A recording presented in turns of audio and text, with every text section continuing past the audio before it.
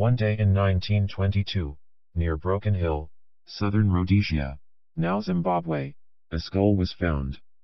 When it came to the attention of the British Museum, the curators were pleased. It was, in fact, a Neanderthal skull, and Neanderthal bones did not exactly come 10 a penny. But the Broken Hill skull was special for other reasons. On the left side of the cranium was a small, perfectly round hole. At first it was assumed that it had been made by a spear, or other sharp implement, but further investigation proved that this had not been the case. When a skull is struck by a relatively low-velocity projectile such as an arrow, or spear, it produces what are known as radial cracks or striations, that is, minute hairline fractures running away from the place of impact. As there were no radial fractures on the Neanderthal skull, it was unanimously concluded that the projectile must have had a far greater velocity than an arrow or spear. But what? Another mystery was that the right side of the cranium had, in the words of one anthropologist, been blown away. Further research also proved that the right side of the cranium had been blown away from the inside out. In short, whatever had hit the Broken Hill Neanderthal on the left side of his head had passed through it with such force that it had caused the right side to explode. Researcher René Norbergen, who investigated the mystery in his excellent book Secrets of the Lost Races, commented, "This same feature is seen in modern victims of head wounds received from shots from a high-powered rifle." Norbergen's comments were more than appropriate, for forensic experts who have studied the skull in Berlin have since concluded that the cranial damage to Rhodesian man's skull could not have been caused by anything but a bullet.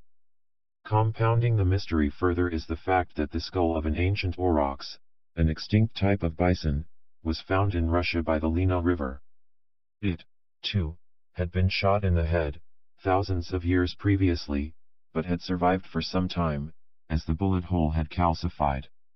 This sensational discovery came to the attention of Professor Konstantin Flerov, curator of Moscow's Paleontological Museum of the USSR, who promptly put the skull on display.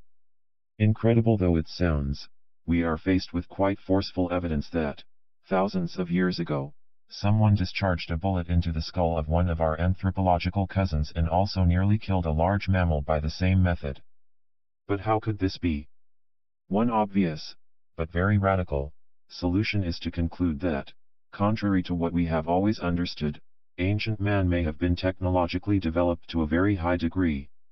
Did a small but advanced civilization develop the concept of ballistics long before the Chinese? The problem with this idea is that it is too much of a coincidence. Could two separate societies, separated by thousands of years in a vast cultural gulf, have both invented weapons that just happened to fire small, cylindrical projectiles at high speed? One colleague suggested to me that the only alternative is the possibility that someone from the future, carrying a firearm, traveled back into the past and engaged in some sort of trans-temporal hunting expedition. This takes us perilously close to the realms of science fantasy, of course, but the fact is that the hole in the aurochs skull got there somehow. Like it or not, the fact is that someone or something seemed to be using high-velocity bullets thousands of years ago.